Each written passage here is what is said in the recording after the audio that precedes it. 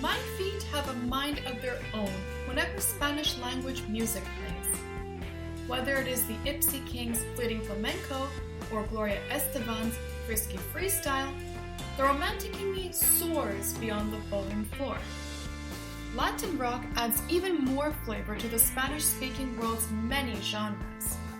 Though it wasn't until guitarist-songwriter Carlos Santana and his band of the same last name released Supernatural in 1999 that it became popularized in Canada.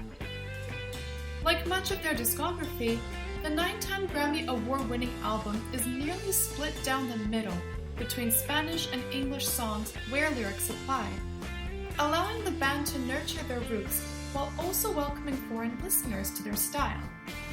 It combines hard and alternative rock, pop, and R&B for a truly adventurous and passionate experience.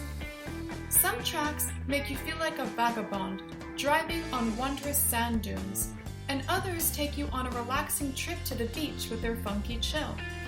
Santana brings some of that psychedelia from their jazz fusion days, but it puts your mind in a spiritual state rather than a cosmic one like a Pink Floyd tune would. Despite what other critics have said, I find the album consistent in its chosen styles, all except for one song, and that's Do You Like the Way, written, produced, and rapped by former Fugees member Lauryn Hill and sung by CeeLo Green. It starts off as music you'd hear in a spy thriller, which is cool, but I'm not sure why Hill decided rapping her part is better than using her fantastic singing voice when the instrumental is already dramatic enough.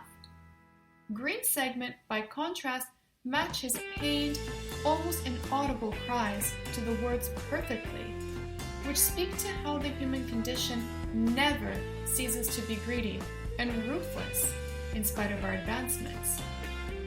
That jarring moment is easy to forget though, when the rest of Supernatural, like its very cover, is nothing short of vivid. Matchbox 20's Rob Thomas enters smash hit Smooth, which he dedicated to his wife Marisol Maldonado with cheeky flirtation. And Santana's groove helps turn the entire production into a cabaret. Picture this.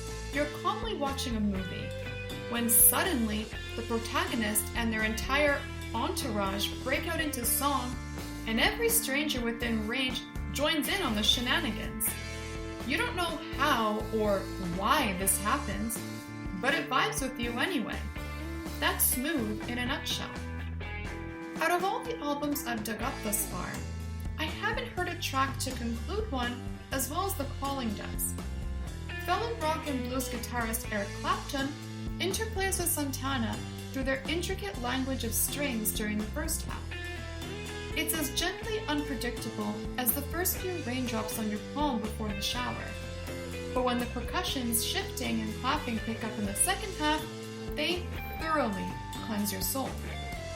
The gospel-esque chanting aids in making this sound like a song for the people instead of something abstract and unreachable. Before concluding this review, I must of course honor the generation-defining Maria Maria, featuring the Product GMB and produced by Wyclef Jean and Jerry Duplessis.